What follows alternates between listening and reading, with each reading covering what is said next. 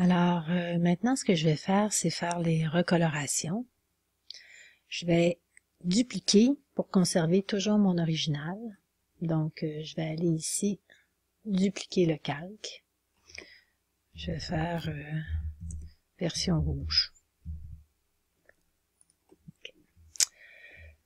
Donc, la première chose que je vais faire, c'est enlever tous les pigments de couleur que j'ai ici, donc la tonalité brune. Je vais aller dans Images parce que le changement que je le fais au niveau de la couleur. Donc, dans Réglages, Désaturation.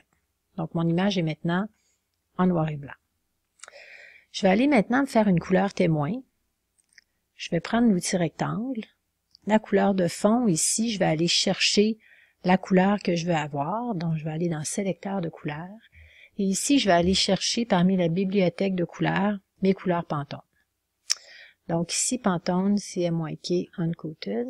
Je vais aller chercher la couleur, bon, ici, je vais aller chercher, disons, la couleur 56-6. Alors, supposons que c'est la couleur que je veux avoir au final. Je vais faire OK. Et je vais me faire un petit rectangle qui va me servir de témoin. Très important, pas oublier de se replacer sur le calque, ici, d'activer le calque, le bon calque là, pour mettre l'option couleur. Donc, ce que je veux, c'est changer la couleur ici. Je vais aller dans Images, dans Édition. Je vais aller dans Remplir. Cette fois-ci, je vais lui demander de remplir avec la couleur de premier plan. Ah, il y a une chose que j'ai oubliée. J'ai oublié de mettre cette couleur-là en premier plan.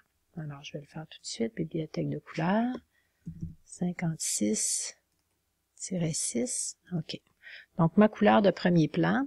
Je vais aller faire mon remplissage maintenant. Donc, ici, Édition, Remplir. Couleur de premier plan. Je vais changer le mode. De normal, je vais passer au mode couleur pour être sûr que je ne remplis pas de façon uniforme, mais que je remplis bien, que je viens teinter ma texture. Et là, je peux voir que la couleur a été appliquée, mais la couleur est quand même beaucoup plus foncée que l'exemple que j'ai. C'est pour ça que je me fais un témoin. C'est pour être capable de venir ajuster ma couleur par la suite. Donc, la teinte est bonne. Ce qui me manque ici, c'est l'intensité. Je vais retourner dans Images et Réglages. Je peux l'ajuster à partir de luminosité contraste, de teinte et saturation. Donc, si je vais dans teinte et saturation, ici, je vais lui demander, par exemple, de mettre une couleur qui est plus pâle. Et peut-être au niveau de la saturation, je peux le réduire un petit peu. Je vais faire OK. Et je vais revenir ici faire un deuxième ajustement au niveau du contraste. Donc, je vais augmenter légèrement mon contraste, diminuer un petit peu mon intensité lumineuse pour être sûr que je vois bien encore ma texture. Donc, on comprend bien que la couleur peut pas devenir exactement comme ça. Ici, j'ai pas de variation de nuances, mais quand je regarde l'ensemble finalement de mon cuir, je comprends que ce serait un cuir qui serait de cette couleur-là. Pour faire une deuxième version couleur, je vais repartir toujours de mon arrière-plan. Donc, je peux rendre ces deux calques-là non visibles. Je vais dupliquer toujours mon arrière-plan. Je vais faire une version, disons, verte.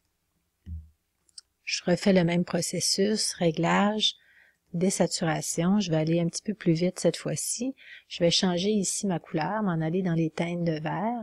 Ou sinon, je peux inscrire directement la couleur. Donc, je vais prendre une couleur qui est beaucoup plus pâle ici.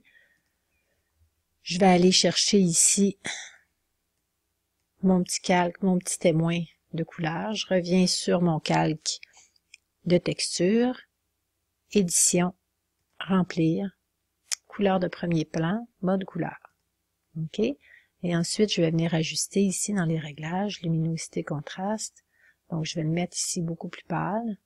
Le contraste est bon. Je vais aller atténuer ici l'intensité en utilisant teinte et saturation. Donc, en faisant une saturation qui est peut-être un petit peu moins grande, puis en le mettant encore un petit peu plus pâle.